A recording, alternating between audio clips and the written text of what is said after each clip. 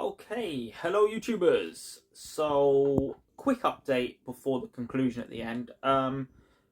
I basically realized I wasn't having fun when playing table tennis. And it took me this long to realize it's got nothing to do with the equipment, actually. Originally, I thought it was just that playing close to the table with long pin balls, I wasn't enjoying it. But anyway, it turns out I wasn't enjoying it with anything, and that's actually because of a mindset thing.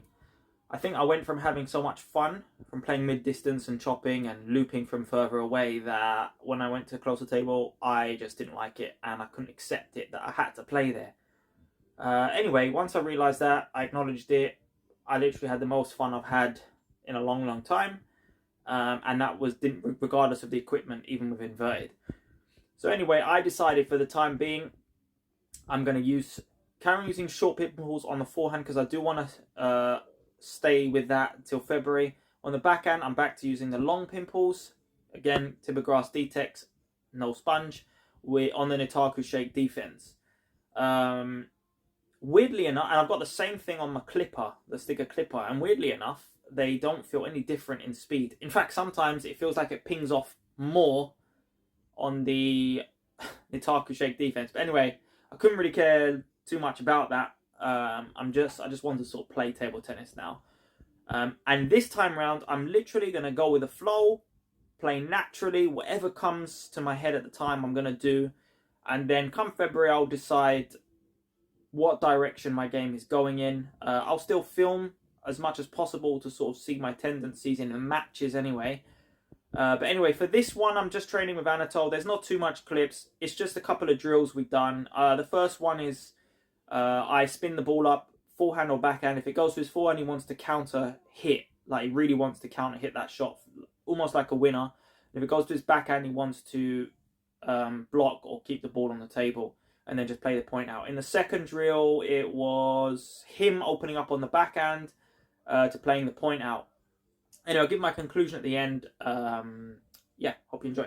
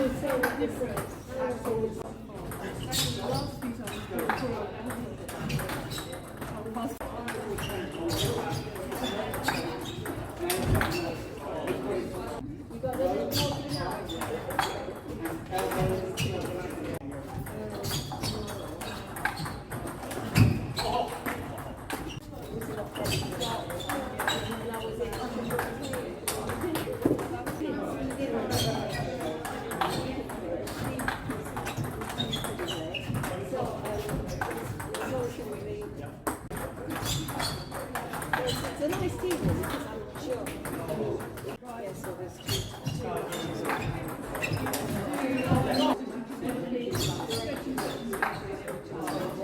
and keep it more.